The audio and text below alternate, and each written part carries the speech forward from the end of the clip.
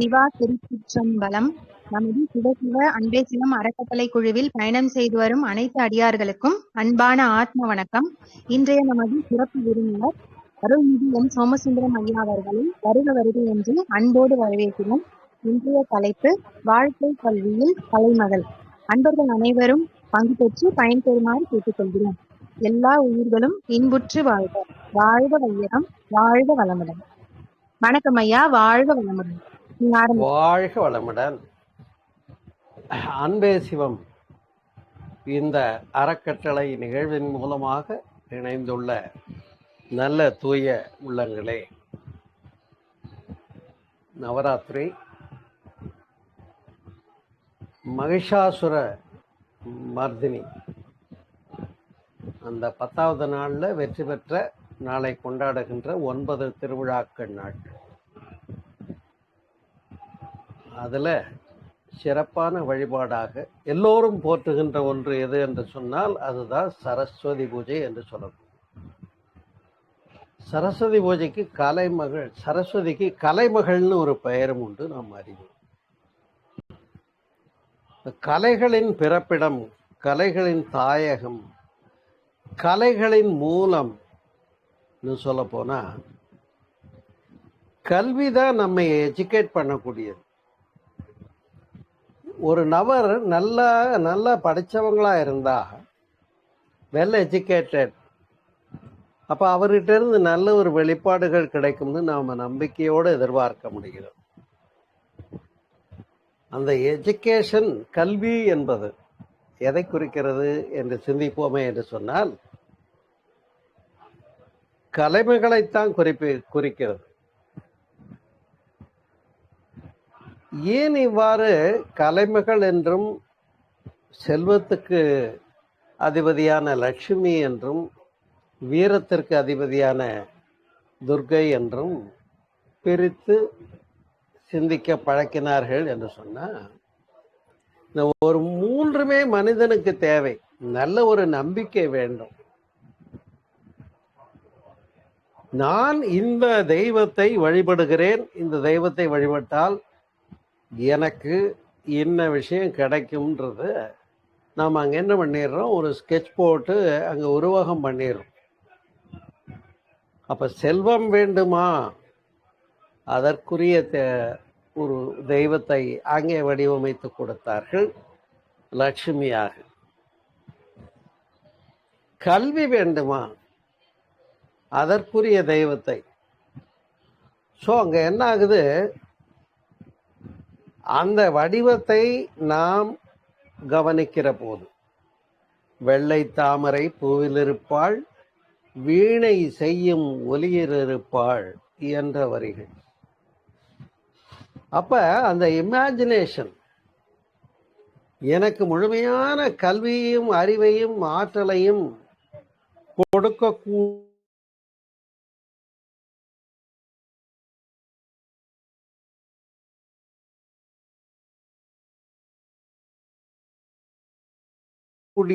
பேராற்றல் நிலையாக நாம் இங்கே கற்பனை செய்து கவனி. ஆமா,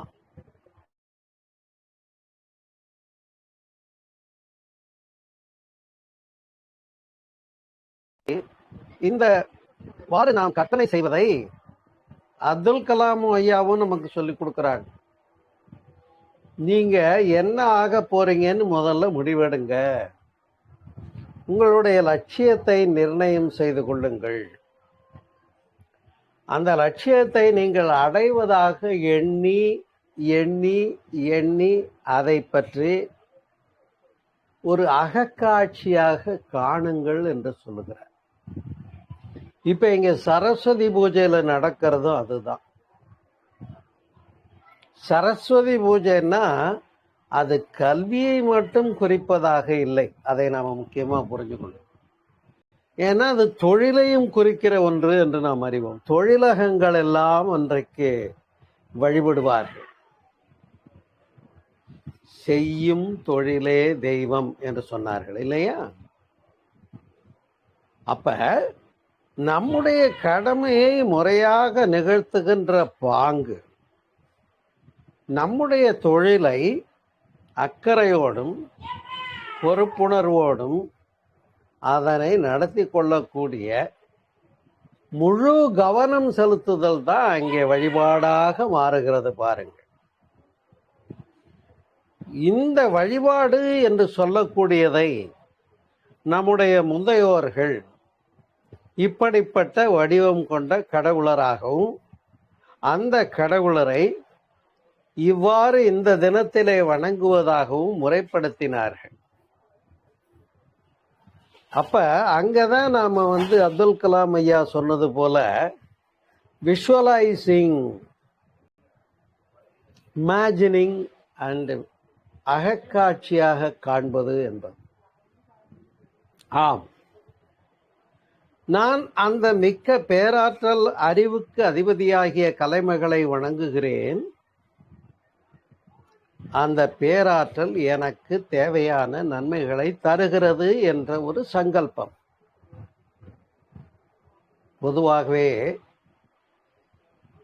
கடவுளை வணங்கும் போது கருத்தினை உற்றுப்பார் நீ, கடவுளே கருத்தாய் காணும் காட்சியை காண்பாய் எங்கே என்று அருட்தந்தை யோகிராஜ் வேதாத்திரி மகரிஷி அவர்கள் குறிப்பிடுகின்றார். அப்ப கடவுள் அங்கே எதுவாக தெரிகிறது என்று சொன்னால் நாம் கருதுகின்ற கருத்தாக வடிவம் எடுக்கிறது. இதை அப்படியே இந்த கருத்தை ஒரு பக்கம் வச்சுக்கோ, இன்னொரு பக்கம் பார்ப்போம். நீ எதை நினைக்கிறாயோ அதை அடைகிறாய் என்று பகவத்கீதையில கிருஷ்ண பரமாத்மா சொல்ற. நீ எதை இமேஜின் பண்றியோ, எதை நினைக்கிறியோ, நீ அதுவாகவே ஆகிற.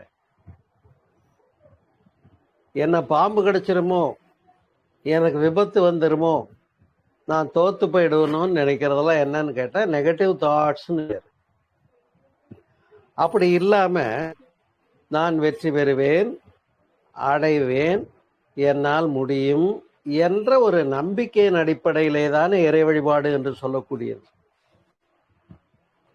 அந்த இறை வழிபாடாகிய கடவுள் வழிபாடு என்று சொல்லக்கூடியதை முந்தையோர்கள் நமக்கு ஆலயங்கள் மூலமாக கொடுத்தார்கள் என்று சொன்னாலும் கூட அதனிலே ஒரு மிகப்பெரிய சைக்காலஜி இருக்குன்னு சொன்னா அது மிகையாகாது. எப்படி நாம் அடைய வேண்டிய அந்த நோக்கத்தை அடைகிறேன், பெறுவேன், பெற்றே தீருவேன் என்று விஷுவலைஸ் பண்ணுற போது அங்கே புறமனம், நடுமனம், அடிமனம்னு நம்ம கிட்ட 3 விஷயங்கள் இருக்கு. அதை புரிஞ்சுக்கிறோம். புறமனம் என்பது நாம் எப்போதும் இயங்குற நிலை. சில விஷயங்கள் என்ன பண்றோம், ரொம்ப ஆழ்ந்து நினைக்கிறோம். இது ரொம்ப அருமையான விஷயம், பிரமாதமா இருக்கு, இந்த விஷயம் எனக்கு பிடிச்சிருக்குன்னு நினைச்சோம்னா அது அந்த நடுமனம், அதாவது சப்கான்ஷியஸ் மைண்ட் வரைக்கும் போகுது. அப்ப கான்ஷியஸ் மைண்ட்ல இருந்து சப்கான்ஷியஸ் மைண்டுக்கு போறோம். அதற்கு மேல சூப்பர் கான்ஷியஸ் மைண்டுன்னு ஒன்று இருக்கு. இதை தான் புறமனம், நடுமனம், அடிமனம் என்று சொல்றோம். அப்ப அந்த சூப்பர் கான்ஷியஸ் மைண்டுன்னு சொல்லக்கூடிய அடிமனம் அளவிலே ஒரு நினைவுன்னா அது நம்பிக்கை, நம்பிக்கை, நம்பிக்கையை தவிர வேற இல்லை. இப்ப நாம கடவுளை நம்புறோமா இல்லையா? நாம் கடவுளை நம்புகிறோம். கடவுளை வணங்கும் போது கருத்தினை ஒற்றுப்பார் நீ என்று சொல்லுகிறார். அங்கே அதுவே நிற்கும். இதுதான் இறை வழிபாட்டில் உள்ள சூட்சம். இப்ப கலைமகள் சரஸ்வதி என்றால் என்ன பொருள்? வீணை செய்யும் ஒலியில் இருப்பாள். ஜபமாலை ஒரு கையில இருக்கும். கல்வி என்பதே நம்முடைய அறிவின் மேம்பாட்டை குறிக்கிறது இல்லையா? இப்ப அறிவினுடைய மேம்பாடு என்பது, அறிவு எவ்வாறு மேம்படுகிறது என்று சொன்னால் அறிய அறிய அறிவு வளரும். அதைதான் சித்திரமும் கைப்பழக்கம் செந்தமிழும் நாப்பழக்கம். பாருங்க, வரைய வரையதான் பிக்சர் அழகா வரும், படம்.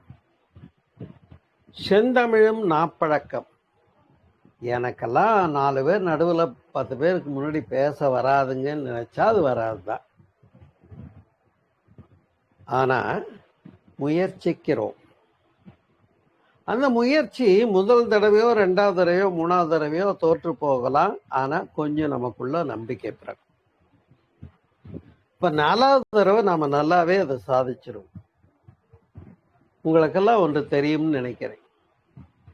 காந்தியடிகளினுடைய வாழ்க்கையில காந்தியடிகள் முதல் முறையா பேரிஸ்டர், அதாவது வக்கீல் தொழில் முடித்து கோர்ட்டுக்கு போய் ஒரு கேஸ்ல முதல் தடவையா ஆஜராகிறார். அப்பெல்லாம் பிரிட்டிஷ் வெள்ளைக்காரங்க பீரியட்ல உள்ள அந்த ஜட்ஜஸ் அப்ப மை லார்ட் அப்படின்னாரு. அந்த மை லார்ட் அதுக்குள்ள தொண்டை அடைக்குது, பேச முடியல, கொஞ்சம் கை காலெல்லாம் பதறுது. மை லார்ட் மை லார்ட் அப்படின்னு 4 தடவை சொல்லிட்டு ஐ கன்சீவ் நான் எண்ணுகிறேன் இப்படி 3 தடவை சொன்னார். இதுக்கு மேல பேசவே முடியல, நாக்கெல்லாம் வறண்டு போச்சு, பேசாம உட்காந்துட்டார்.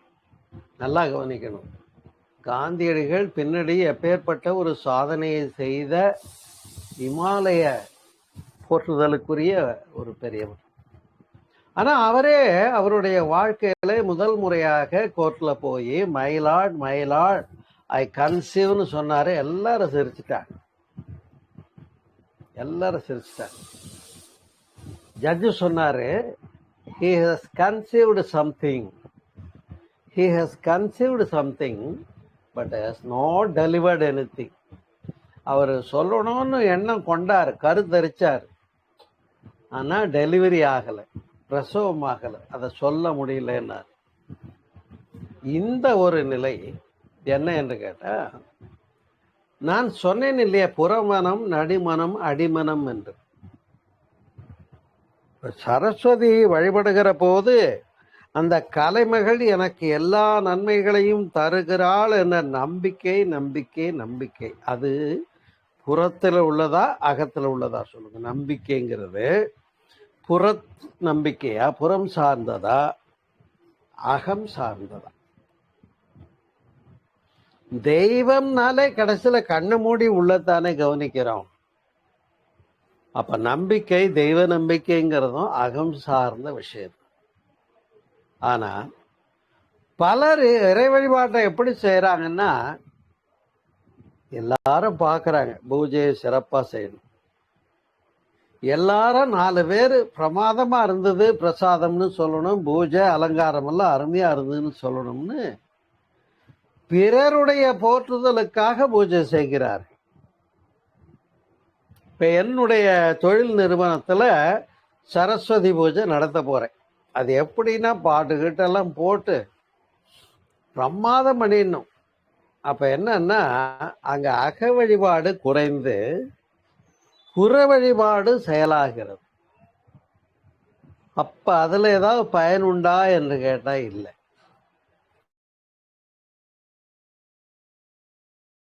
ஆம், செய்யும் தொழிலே தெய்வம் என்று சொன்னது போல நம்முடைய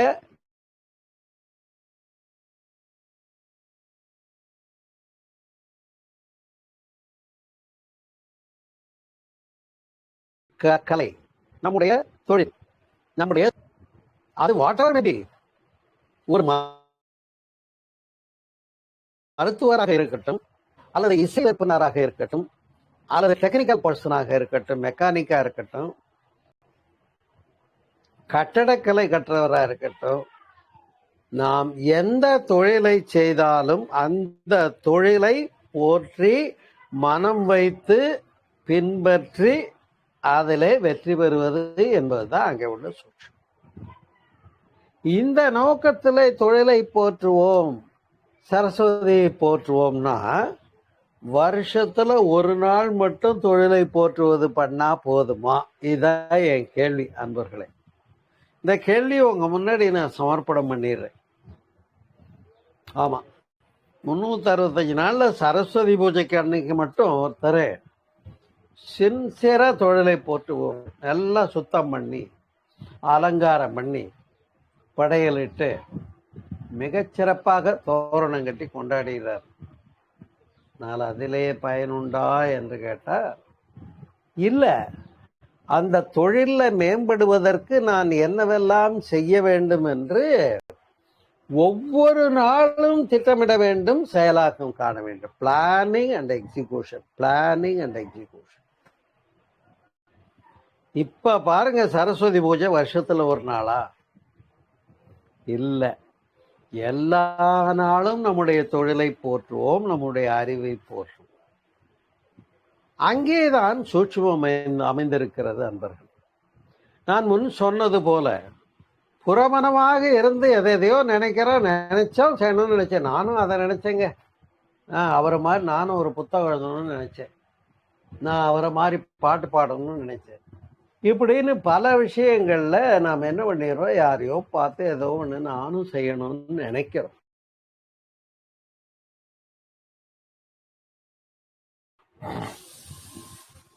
அந்த நினைவு மட்டுமே போதுமா? பத்தாது. அந்த எண்ணத்துக்கு வலிமை வேண்டும். அதற்கு தான் தியானம் சிறந்தது என்று குறிப்பிடுகின்றார். ஏன்னா தியானம் தான் நம்மளை டிரான்ஸ் ஸ்டேட் ஆஃப் மைண்டுக்கு கொண்டு போகக்கூடியது. அப்ப அத்தகைய தியானத்தின் மூலமாக நாம் உள்ளே கடந்து ஆழ்ந்த அமைதி நிலைக்கு போகிறோம். நம்முடைய மனம் என்பது எப்படி புறமனம், நடுமனம், அடிமனம் என்று அமைய பெற்றிருக்கிறது என்று பார்த்தோமோ அது போல அதனை alpha waves, beta waves, gamma waves, theta waves, delta வேவ்ஸ்னு 5 அலைநீளங்களாக விஞ்ஞானமும் குறிப்பிடுகிறது. அதேதான் சைவ சித்தாந்தமும். அன்னமய கோஷம், பிராணமய கோஷம், மனோமய கோஷம், விஞ்ஞானமய கோஷம், ஆனந்தமய கோஷம் என்று குறிப்பிடும். அப்ப அன்னமய கோஷமாவே இருக்கக்கூடாது. சாப்பிட்றது தான் வேலை, வேற ஒன்றும் வேலை இல்லை. சாப்பிட்டா தூங்கி எந்திரிக்கணும், தூங்கி எந்திரிச்சு சாப்பிடணும். இது அன்னமய கோஷம் இல்லை. அதை கடந்து பிராணமய கோஷமாக, மனோமய கோஷமாக, அதை கடந்து விஞ்ஞானமய கோஷமாக. விஞ்ஞானம்னா ஆராய்ச்சி, விஞ்ஞானம். அப்ப அந்த ஆராய்ச்சிக்கு போகணும். இப்ப இசை இருக்கிறது என்று சொன்னால், ஒரு இசை அறிஞர் அவர் என்ன பண்றாரு, தன்னை மறந்து அதுக்குள்ள போய் இன்னும் கொஞ்சம் எப்படி இம்ப்ரவைஸ் பண்ணலான்னு அவங்க யூகிக்க மனம் என்ன ஆகும்னா ஒடுங்கும், லயம் பெறும், கான்சன்ட்ரேஷன். அந்த அமைதி நிலையில அவருக்கு ஒரு வெற்றி கிடைக்கும். அந்த வெற்றி எதுன்னு கேட்டா, இவர் விரும்பின அந்த இசையை எவ்வாறு சிறப்பா செய்யலாம்னு அவருக்குள்ள ஒரு உள்ளுணர்வு எடுத்து கொடுக்கும். அந்த அளவுக்கு வரணும். அப்ப பாருங்க, அப்ப அதுக்கு எவ்வளவு உள்ள போகணும். உதாரணமாக இப்ப இசை ஞானி இளையராஜான்னு சொல்றோம். அவர் என்ன சொல்றாரு, எனக்கு கடவுள் பகவான் ரமண மகரிஷி தான் அப்படின்னு பேசியிருக்காரு.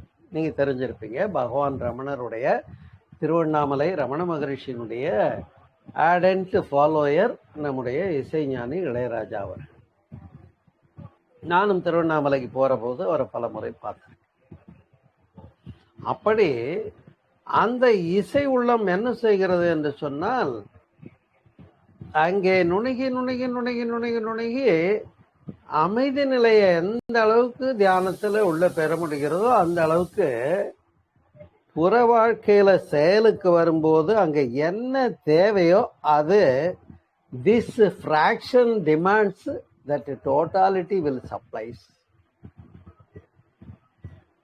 அப்ப இந்த ஜீவாத்மாவை என்ன பண்ண வேண்டியிருக்கு, துரியம் என்ற தவ நிலையில, தியானத்துல, மெடிடேஷன்ல அந்த பேராற்றலோடு இணைப்படுத்திக் கொள்வது துரியாதீதம் என்று சொல்லப்படுது. வேதாதிரி மகர்ஷியினுடைய தியானம் எடுத்தவங்களுக்கு இதெல்லாம் தெரியும்.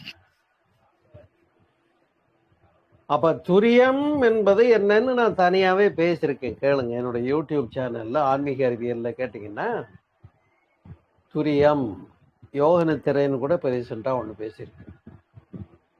இப்ப இதுதான் அந்த அமைதி நிலை. அந்த அமைதி நிலைக்கு போய் நம்ம நிக்க நிக்க நிக்க இங்க என்ன வரணுமோ அது அங்கிருந்து வரும். அதனாலதான் அவர் இளையராஜா நான் இசை அமைக்கிறதுக்கு பெருசா நேரமே எடுத்துக்கிறது இல்லை. அந்த நேரம் அந்த அமைதி நிலையில அவர் போய் அமையும் போது அவருக்கு அங்க என்ன வரணுமோ அந்த விஷயங்கள் வருதுங்கிறத அவரே ஒத்துக்கிறாருன்னு நீங்க தெரிஞ்சிடும். வைரமுத்து எடுத்துக்கும். கவி எழுதுறாங்க. கவி எழுதுறவங்க கவி எழுதும் போது அந்த இடத்துல என்ன சந்தம் வரணும், எந்த வார்த்தை வரணும், எப்படி போடணும், அந்த பிரயோகம் அவங்களுக்கு அந்த ஓர்மை நிலை தானே வழங்கும். மேடை பேச்சாளர் சிறப்பா அடி தூள் பின்னி எடுத்துக்கிட்டு இருக்காரு. அவருக்கு எங்க இருந்து வரும்னா அங்கிருந்து வரும். இப்ப அங்கிருந்துன்னு சொல்றீங்களா, அது எங்க சார் அப்படின்னு, அதுதாங்க சரஸ்வதி. அந்த இறை உணர்வு என்று சொல்லக்கூடியது நம்மை அந்த சீர்மை நிலையிலே கொண்டு போய் நிறுத்துவதற்கான உபாயம். ஆம், நான் கடவுளை நம்புகிறேன். அது பேராற்றலாக இருக்கிறது. அதனோடு என்னை இணைத்துக் கொள்ளுகிறேன். அந்த பேராற்றல் சரஸ்வதியாக எனக்கு உதவுகிறது. உள்ள வாங்கணுமா இல்லையா? ஆனா நிறைய பேர் எப்படி சாமி கும்பிடுறீங்கன்னு எனக்கு தெரியும். ஊர் மெச்சறதுக்கு சாமி கும்பிடுறோம். ஆமா, இவர் சிறப்பா பூஜை பண்ணிட்டாருங்க. அன்னைக்கு பூஜை தடபுடல். அதை விட பிரசாதம் ரொம்ப சிறப்பு. அதுல சக்கரை பொங்கல் ஒண்ணு போட்டாங்க பாருங்க, அவ்வளவு சிறப்புன்னு பேசுற அளவுக்கு போயிடுச்சு. அதுல என்ன பயன் இருக்க முடியும்? இந்த புற அலங்காரங்கள் எல்லாம் அந்த நிலைக்கு நம்ம இட்டு செல்லாது.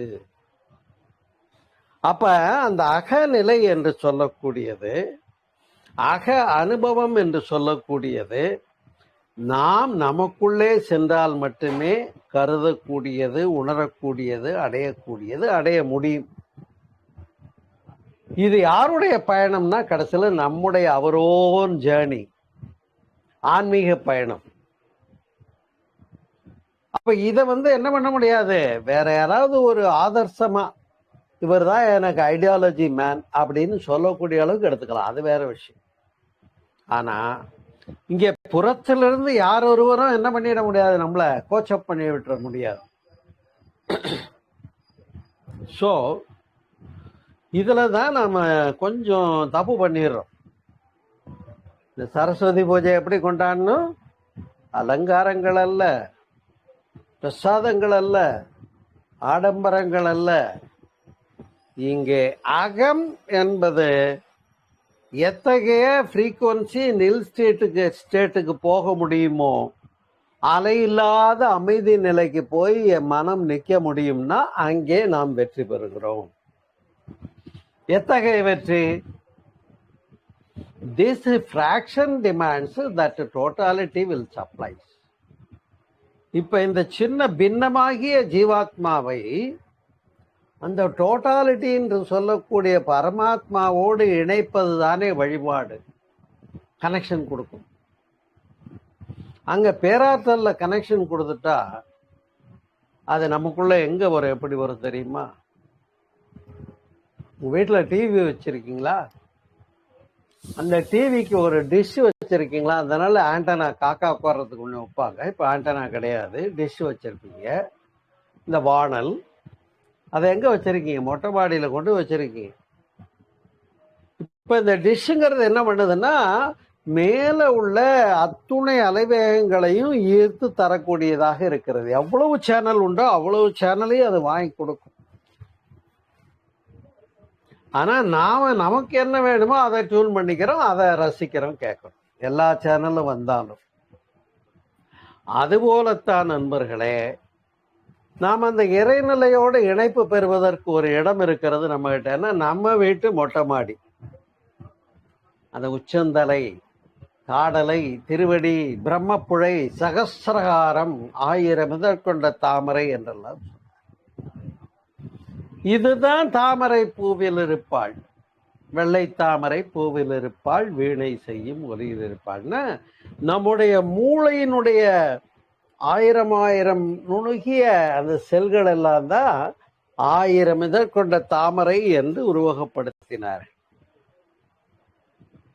அப்ப இங்க பின்னல் கிளாண்டுன்னு ஒண்ணு இருக்கு. விஞ்ஞான ரீதியா பாத்தீங்கன்னா மூளையினுடைய மைய பகுதியில் உள்நாக்கிற்கு ஒரு அங்குலம் மேலே அந்த பினியல் கிளாண்ட்ல நீங்க உணர்வு பெற்று விட்டால் இது தியானம் செய்யற எல்லாருக்கும் கிடைக்கும்.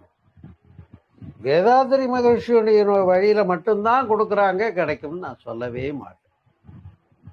தியானத்துக்குள்ள போற எல்லாருக்குமே அந்த உள்நாக்கிற்கு ஒரு அங்குலம் மேலே, அது பினியல் கிளாண்டுன்னு பேரு.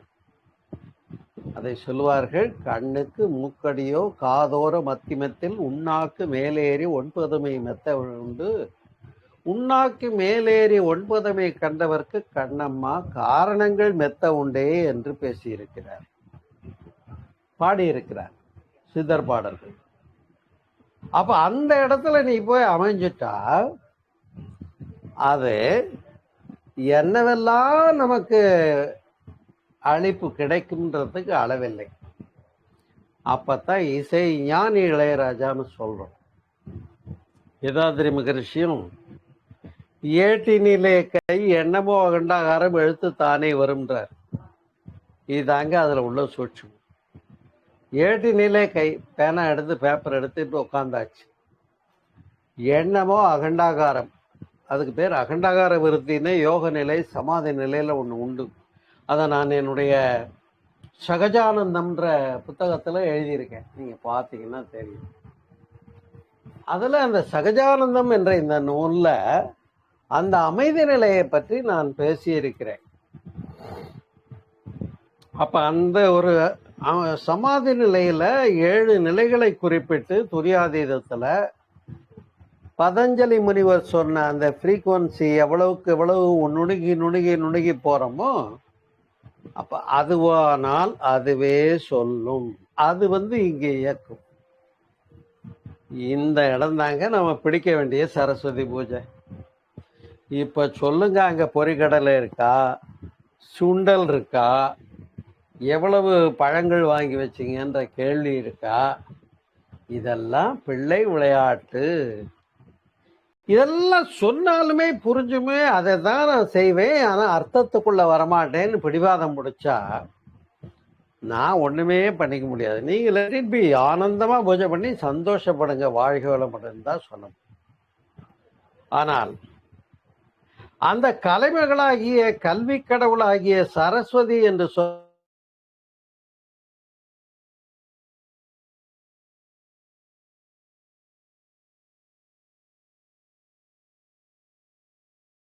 சொல்லக்கூடியது எங்கே இருக்கிறது, எதுவாக இருக்கிறது, எப்படி இருக்கிறது என்று கேளாமல் அகத்தேடலிலே அறிவை மேம்படுத்தும் கலைஞானம் தான் அந்த துரியம் என்பதை இதுவரையிலே பார். அப்ப எவ்வளவுக்கு அளவு அலை குறைந்து சமச்சீ நிலைக்கு வர்றோமோ அந்த அளவுக்கு அந்த கலைஞானம் நுணுகியதாக ஆற்றல் பெற்றதாக இருக்கும், மற்றவங்களோட மேம்பட்டதாக இருக்கும். அப்ப இவர்கிட்ட எப்படி இவ்வளவு இசையினுடைய நுணுக்கங்கள் எல்லாம் வெளிப்படுதுன்னு அவருக்கே தெரியாது, அவர்கிட்ட வரும்.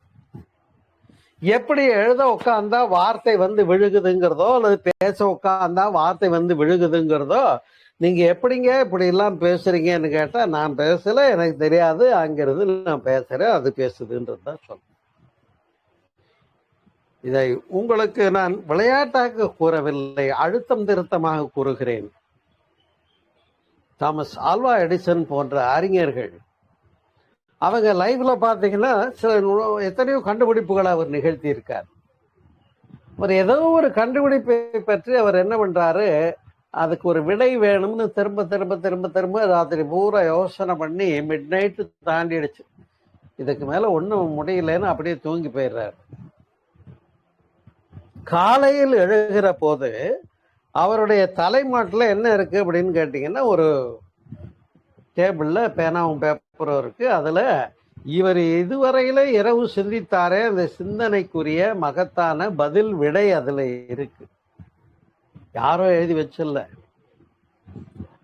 அதுக்கு பேர் தான் இன்ட்யூஷன் பேர். அவருக்குள்ள அந்த உள்ளுணர்வு என்ன பண்ணுது, அவரை இயக்கி அந்த ஒரு சிக்கலான புதிர் அந்த கண்டுபிடிப்புக்கான விடை வேணும்னு நினைச்ச போது அவர் தன்னை மறந்து தூங்கிவிட்ட போது அந்த உள்ளுணர்வு அவருக்கு வெளிப்பட்டு தன்னை அறியாம அதுக்குரிய விடையை அதுல எழுதி வச்சிருக்க. காலையில பார்த்தா இது ஒண்ணும் தெய்வ செயல் கிடையாது. தெய்வ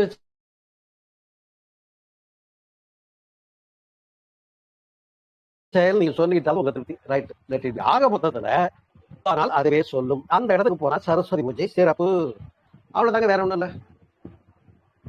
அப்ப அதுவானால் அதுவே சொல்லும்னா நாம என்ன ஆகணும்னா நாம இருக்கக்கூடாது. நான் என்ற அகந்தை, ஈகோ, முனைப்பு இருந்தா மனிதன் இறைவனிடத்தில் சென்று சேர முடியாது. அதனால்தான் யான் எனது எனும் செருக்கறுப்பான் என்று சொன்னார்கள். அப்பத்தான் அவனுக்கு அந்த வானுலகம் வழி திறக்கும் என்று பேசியிருக்கிறார்கள். வேறொன்றும் இல்லை. நான் படிச்சவன் ஒருத்தனுக்கு செருக்கு வந்துடுச்சுன்னு வைங்க, அவன்கிட்ட புதிய ஞானங்கள் அணுகாது. நான் இவ்வளவு படிச்சிருக்கேன், பேருக்கு பின்னாடி எம்ஏ, எம்ஃபில், பிஹெச்டி, அது இது எல்லாம் போட்டுக்கணும். என் பேரை போட்டாலே கீழே அந்த 6-7 பட்டங்களை போட்டுக்கணும்னு நினைக்கிறான். இப்ப இவனுக்கு எது மிச்சம் இருக்குன்னா ஈகோ தான் மிச்சமா இருக்கு. இப்ப இவனுக்கு இந்த ஈகோ, ஆணவம், முனைப்பு, நான் தான் எல்லாம் கற்றறிந்தவன் என்று அவன் எண்ணுகிற போது அந்த ஈகோ என்ன பண்ணுது அப்படின்னு சொன்னான். அன்பர்களே, அந்த ஈகோ தான் இவனை கெடுக்குது. ஆம், ஏனென்று சொன்னால் அந்த பேராற்றல் தான் உண்மையானது. இந்த பிரபஞ்சம் முழுவதையும் முறையாக இயக்குகிறது இல்லையா? அந்த பேராற்றலுக்கு பேர் என்ன? நம்ம கடவுள்னு சொல்லிக்குவோம், கலைமகள்னு சொல்லிக்குவோம். அப்ப அந்த பேராற்றல் என்ன பண்ணுது? இப்ப இவங்களுக்கு உள்ள வேலை செய்யறதுக்கு இவன் இடம் கொடுக்கணுமா இல்லையா? இவன் ஈகோவில் முனைப்பினாலே என்ன பண்ணிடுறான், அதுக்கு இடம் கொடுக்கறது இல்லை. நான் என்னதெல்லாம் படிச்சேன்னு என் பேரை போட்டா பின்னாடி இதெல்லாம் டிகிரி எல்லாம் போடணும், டிப்ளமா எல்லாம் போடணும், எல்லாம் போட்டா நான் பெரிய அப்படின்னு சொல்லி எண்ணும்போது இவர் தன்னுடைய எல்லை கட்டிய அறிவுக்குள்ள இவர் போய் இவரே மாட்டிக்கிறார். அப்ப எல்லையில்லாத பேராற்றல் அறிவு எங்கிருந்து நமக்கு லிங்க் ஆகும்? ஆகையினாலேதான் அன்பர்களே, வணக்கம், இறை வழிபாடு என்று வருகிற போது, சரஸ்வதி பூஜை என்று வருகிற போது எதை வணங்குகிறோம் என்று சொன்னால் நாம் நம்முடைய அறிவை வணங்குகிறோம். நம்முடைய அறிவை வணங்குகிறோம். இப்ப இது புற வழிபாடா அக வழிபாடா என்பதை உங்களுடைய சிந்தனைக்கு விட்டு விடுகிறேன். அங்கேதான் சரியான இறை வழிபாடு என்பது. நம் உடலிலேயே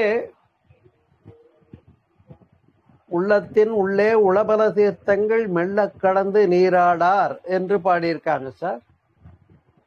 உள்ளத்தின் உள்ளே உளபல தீர்த்தங்கள் மெல்ல கடந்து நீராடார், வினைகட பள்ளமும் மேடும் பறந்து திரிவரே, கள்ள மனமுடை கல்வி இல்லாரேன்னு பாடியிருக்காங்க.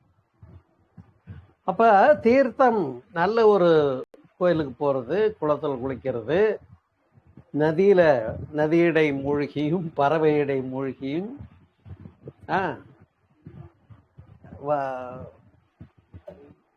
உதிரும் சருகு புனல் வாயுவினை வன்பசிதன கிடைத்தும்னு ஏகப்பட்டது சொல்லிக்கிட்டே வர்றாங்க. நீ எவ்வளவும் பண்ணாலும் பிரயோஜனமே இல்லை. எங்கதான் முடிக்குது அது? மெய்ஞானம் அல்லது கதி கூடுமோ என்று முடிக்கிறாங்க. இந்த மெய்ஞானம்ங்கிறது எதுன்னு கேட்டா அறிவு. அறிவு எது?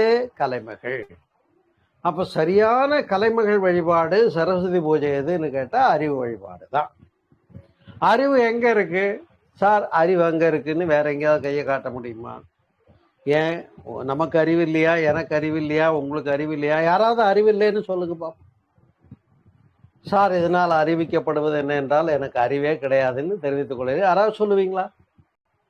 சொல்ல மாட்டோம். நமக்குள்ள இருக்கு.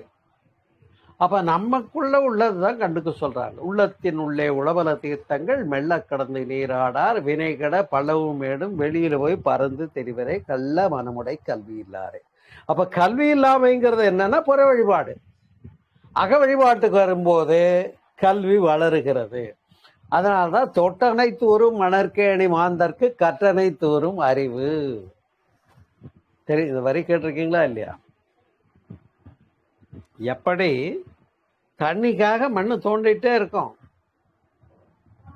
நல்ல மண்ணெல்லாம் எடுத்து ஆழமா தோண்ட தோண்ட ஒரு ஊற்றுக்கண் திறக்கிறது. இப்ப எவ்வளவுக்கு எவ்வளவு ஆழமா தோன்றமோ அவ்வளவுக்கு அவ்வளவு புதிய ஊற்றுக்கண் திறந்து அங்க பெருகும்.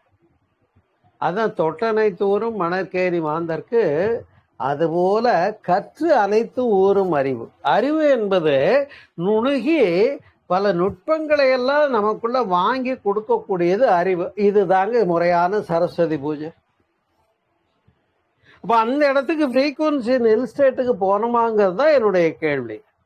நான் தியானமே பண்ண மாட்டேன், என்னுடைய ஆணவத்தை ஈகோவை விடவே மாட்டேன், பத்திரிகையில பேர் போட்டா என்னுடைய டிகிரி டிப்ளமா எல்லாம் கரெக்டா போடலன்னு கோபம் வந்துடும், எனக்கு முன்னாடி அடைமொழி கொடுத்துருக்காங்க அதை வேற போடணும். இது பூரா ஈகோ, முனைப்பு. முனைப்பு நீங்கினால் மட்டுமே இறை தரிசனம், இறை தரிசனம் கிடைத்தால் மட்டுமே இறையாற்றல் நமக்கு தொடர்பு கொள்ளும். இறையாற்றல் நம்மை தொடர்பு கொண்டால் அந்த சரஸ்வதியினுடைய கடாட்சம் முழுமையாக பெற்றவர்களாக நாம் இருப்போம். இப்ப சரஸ்வதி பூஜை என்பது மற்ற விஷயங்களில் இல்லை. தொழிலை வணங்குகிறோம் என்று தொழிலை வணங்குகின்ற ஒருவன் என்ன செய்வான்? அந்த வருஷத்துல ஒரு நாள் மட்டும் டூல்ஸை தொடச்சு வச்சுட்டா போதுமா? ஆமான்னு சொல்லுங்க பார்ப்போம். இல்ல, ஒவ்வொரு நாளும் தன்னுடைய தொழிலகத்தினுடைய கருவிகளை, இன்ஸ்ட்ருமெண்ட்ஸ், அதாவது டூல்ஸ்னு சொல்லுவாங்க இல்லையா, சுத்தமா நீட்டா அந்த உரிய இடத்துல அதை தொங்க போட்டுட்டு ஆணியில மாட்டி வச்சுட்டு எல்லாம் சுத்தம் பண்ணி வச்சுட்டு தான் போவான். அப்போ ஒவ்வொரு நாளும் சுத்தம் பண்றது தான் அங்க சிறப்பு. இல்ல வருஷத்துக்கு ஒரு நாள் சரஸ்வதி பூஜைக்கு இவர் தொழிலகத்தை சுத்தம் பண்ணுவார்னா இவர் முறையாக சரஸ்வதி பூஜை செய்யலை என்பது தான் பொருள். எனவே அன்பர்களே, இப்ப பாருங்க சரஸ்வதி பூஜை எங்கிருந்து எப்படி என்ற ஒரு மிகச் சிறப்பான விஷயத்தை நாம புரிந்து கொள்ள முடிகிறது. எனவே புறப்பூசணைகளை விடுவோம். புறப்பூசணைகளை செய்து கொண்டு அதனால் மகிழ்ச்சி அடையக்கூடியவர்களை இந்த புரிதலுக்குள்ளே கொண்டு வருவோம். எல்லா பூசை செய்கிறவர்களும் இந்த அகப்பூசை புரிந்தவர்களாக மாற்றம் பெறுகிற போது, மலர்ச்சி பெறுகிற போது அவர்கள் ஒவ்வொருவரும் வித்தகர்களாக, ஆற்றல் மிக்கவர்களாக, இவருக்கு எப்படி இவ்வளவு ஒரு ஆற்றல் அப்படின்னு நம்மளை பார்த்து அவங்க ஆச்சரியப்படக்கூடிய அளவுக்கு வருவாங்க. அதுல எந்த ஐயப்பாடும் இல்லை. எனவே இதெல்லாம் உள்ளுணர்வின் அடிப்படையில் பேராற்றலோடு நம்மை இணைத்து கொள்ளுகின்ற வித்தைதான் என்று கூறி இந்த இனிய மாலை போதிலே, மதிய போதிலே ஒரு சிறப்பான தலைப்பாக என்ன வாழ்க்கை கல்வி. ஏன்னா இதுல செய்யற தொழில் மட்டும் வணக்கத்திற்குரியதாக இருக்கவில்லை. படித்த படிப்பும் அந்த புத்தகங்களை வச்சு பூஜை பண்ணிடுறது மட்டுமே முடிவாக விடவில்லை. எத்தகைய கோணங்களிலெல்லாம் நமக்கு வாழ்க்கை கல்விக்கு உதாரணமாகவும் எடுத்துக்காட்டாகவும் தேவையாகவும் இருக்கிறதோ அந்த ஒவ்வொரு ஆங்கிள்லையும் ஒரு வாகனத்தை மெயின்டைன் பண்ணி வச்சுக்கிறதுல இருந்து, ஒரு கம்ப்யூட்டர் நாம முறையாக பயன்படுத்தி மெயின்டைன் பண்றதுல இருந்து, இல்ல எல்லா செயல்களையுமே தவமாக செய்கிற போது அங்கே சரஸ்வதி பூஜை சிறக்கிறது. அதனால்தான் சொன்னாங்க, எத்தொழிலை செய்தாலும் ஏதவஸ்தைப்பட்டாலும் முத்தர் மனம் இருக்கும் மோனத்தே என்று. அந்த மோன நிலையை பெற்றால் உள்ளுணர்வு உங்களை இயக்கும். உள்ளுணர்வு உங்களை இயக்கினால் இங்கே பேசுவது நீங்களாக இருக்க மாட்டீர்கள். அதுவானால் அதுவே சொல்லும், அதுவானால் அதுவே சொல்லும் என்று கூறி இப்படிப்பட்ட இறை வழிபாடு, இப்படிப்பட்ட சரஸ்வதி பூஜை சிறப்பாக செய்து நன்மையும் மகிழ்ச்சியும் மேன்மையும் பெறுவோம் என்று கூறி இந்த என்னுடைய உரையை நிறைவு செய்கிறேன். நன்றி, வணக்கம். வாழ்க வளமுடன், வாழ்க வளமுடன், வாழ்க வளமுடன். சங்கீதா கிருஷ்ணாமா, உங்க கருத்து சொல்றீங்களா? நன்றிகள் ஐயா, ரொம்ப அருமையா சொன்னீங்க. நான் கூட இந்த கிளாஸ் கலைவாணி பத்தி தான் பேச போறீங்கன்னு நினைச்சேன். பட் உண்மையை சொல்லிருக்கீங்க. நிஜமா கலைவாணி நான் பார்த்ததே இல்லை. நீங்க யாரோ சொன்னீங்கல்ல கலைவாணின்னு, அவங்கள நான் பார்த்ததே இல்லை. நல்லது நல்லது. இல்ல என்னைக்காவது வந்திருக்காங்களா? இல்ல ஆதார் கார்டு இல்லைன்னா ஐடி கார்டோட நான் தான் அப்படின்னு அவங்க என்னைக்காவது ஆஜராயிருக்காங்களான்னு கேட்டா இல்ல. கண்டிப்பா கண்டிப்பா. அறிவே தெய்வம். ஆமா, அந்த பழமொழிக்கு ஏற்ப நீங்க அவ்வளவு அழகா சொல்லிருக்கீங்க. உண்மைதாங்க ஐயா. புற வழிபாடு பண்றத எப்படி இது பண்ணணும், ஸ்டாப் பண்ணிட்டு அக வழிபாடு பண்றது நிறைய டிப்ஸ் கொடுத்துருக்கீங்க. ரொம்ப நன்றிகள்.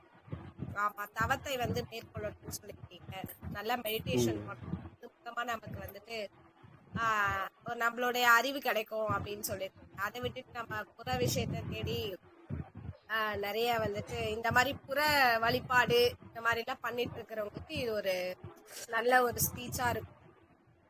கண்டிப்பா. அதுவும் இல்லாம அதை அனுபவம் பண்ணணுங்க ஐயா. உங்களை மாதிரி அனுபவம் பண்ணவங்களாலதான் இதெல்லாம் பேச இல்ல.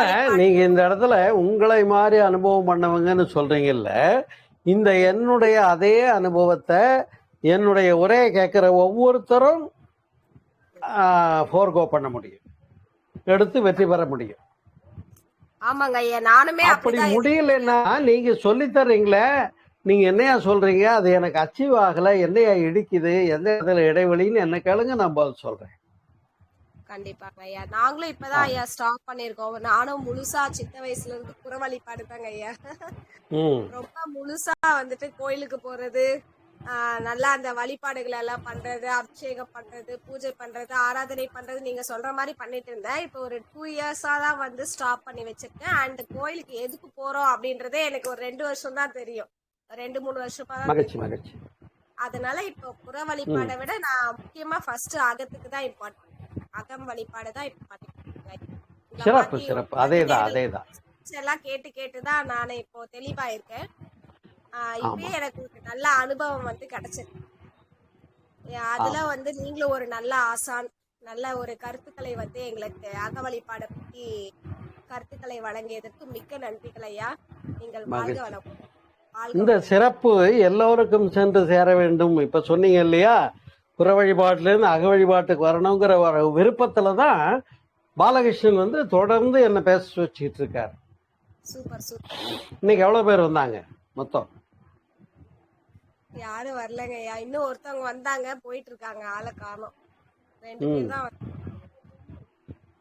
பரவாயில்ல, வான்காந்தத்துல இருந்து எல்லாருக்கும் போய் சேரட்டும். நன்றி, மகிழ்ச்சி. இணைந்த அனைத்து உள்ளங்களும் இந்த சரஸ்வதி பூஜை என்று உண்மையான அறிவாக தெய்வத்தை கண்டு மலர்ந்து சிறக்கட்டும் என்று வாழ்த்தி அமைகிறேன். நன்றி, வணக்கம். வாழ்க வளமுடன். நன்றிம்மா. ரொம்ப அழகா சொன்னீங்க. இன்ஃபேக்ட் நான் என்னையே பாக்குற மாதிரி இருக்கு.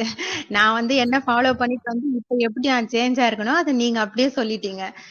என்ன ஒண்ணு, நான் வெளியில ஃபேமிலில சொல்ல முடியாது, அவங்களோடயே போய் தான் ஆகணும். ஆனா ஒன்னொன்னுத்தையும் புரிஞ்சு பண்றேன். பூஜை எல்லாம் பண்ணுவேன், எல்லாம் பண்ணுவேன், ஆனா தெரிஞ்சு பண்ணுவேன்.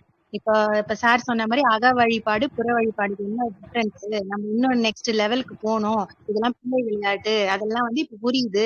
வெளியில நம்ம வீட்டுல இருக்கவங்க கிட்ட சொன்னா அது புரியாது. அதனால நான் அவங்களோடய போவேன், ஆனா நான் என்னோட வழியில போவேன். அப்படி ரொம்ப ரொம்ப அருமையா இருந்துச்சு.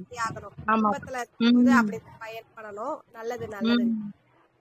ரொம்ப அருமையா இருந்துச்சுங்க ஐயா உங்க ஸ்பீச். அதுவும் நீங்க சொன்னது இந்த கலைமகள் நம்ம சரஸ்வதி பூஜை கும்பிடுறோம், வருஷத்துக்கு ஒரு வாட்டி கும்பிட்டா போதுமா, வேலையை ஒரு வாட்டி வேலையில வச்சு கும்பிட்டா போதுமா, அந்த மிஷினுக்கெல்லாம் புக்கு ஒரு நாள் வச்சு கும்பிட்டா போதுமா, 24 hours நம்ம கிட்ட இருக்க அந்த இந்த இடையாட்ட 24 hours நம்ம உணரோம். ரொம்ப ரொம்ப அருமையா இருந்தது. அந்த நீங்க எப்படி அந்த டிவிக்கு எப்படி ஆண்டனாவ வச்சு நீங்க வந்து அத ரிசீவ் பண்ணி சிக்னல கரெக்ட் பண்ணிட்டீங்கன்னா, அந்த மாரி நம்ம பாடியில இருந்து அந்த கலசஹாரம் என்ற அந்த சிக்னல நம்ம டியூன் பண்ணி வச்சோம்னா, அந்த பிரபஞ்ச ம். பேராற்றல் அந்த டியூனிங் பேர் தான் தியானம். தியானம். தியானம் பண்ணி நம்ம டியூன் பண்ணணும். அது சொன்ன பாயிண்ட்ஸ் எல்லாம் செம்ம சூப்பரா இருந்துச்சு. ரொம்ப ரொம்ப அருமையான தலைப்புல ரொம்ப அழகா பேசியிருக்கீங்கய்யா. ரொம்ப சூப்பரா மகிழ்ச்சி இருந்துச்சு. ரொம்ப ரொம்ப மகிழ்ச்சி. நன்றி. நன்றி. ரொம்ப நன்றி. வாழ்க வளமுடன். வாழ்க பிரபஞ்ச வளமுடன் ஐயா. நெக்ஸ்ட் சாக்ரட்டிஸ்னு சொன்னல ஐயா, நான் தான். அது உண்மையா நீங்க ஏதோ உங்க விருப்பத்துக்கு பெரிய பெரிய அது பேர் கொடுத்துக்கலாம். நான் வந்து ஒரு சாதாரண சோமசுந்தரமாகத்தான் என்னை கருதி பண்ணிக்கிட்டு இருக்கேன். கண்டிப்பா. சரிங்க ஐயா, நல்ல எனக்குள்ள அவனுக்கு இடம் கொடுத்துட்டு அவன் என்ன சொல்லணும்னு சொல்லிக்கிட்டு இருக்கான்.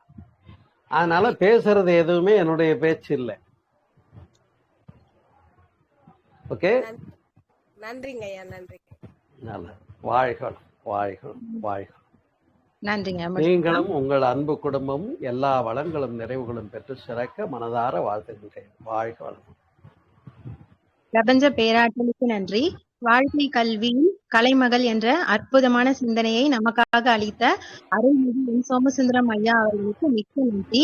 அவர்களும் அவர்களின் அன்பு குடும்பமும் வாழ்க வளமுடன். பாலகிருஷ்ணன் ஐயா அவர்களுக்கு மிக்க நன்றி. வாழ்க வளமுடன். குழுவை மிகச் சிறப்பாக வழிநடத்தி கொண்டிருக்கும் சங்கீதா கிருஷ்ணா அவர்களுக்கு மிக்க நன்றி. வாழ்க வளமுடன். மற்றும் குழுவில் இணைந்து பயணித்த அனைத்து அன்பு உள்ளங்களுக்கும் மிக்க நன்றி. வாழ்க வளமுடன். மீண்டும் சங்கீதம்மா, உங்க நம்பர் என்கிட்ட இல்லையே. ஐயா குடுக்குறேங்க ஐயா. கூப்பிடுங்க அப்புறமா. சரிங்க ஐயா, சரிங்க ஐயா. நல்லது. நீங்க எந்த ஊருமா? கிருஷ்ணகிரிங்க ஐயா.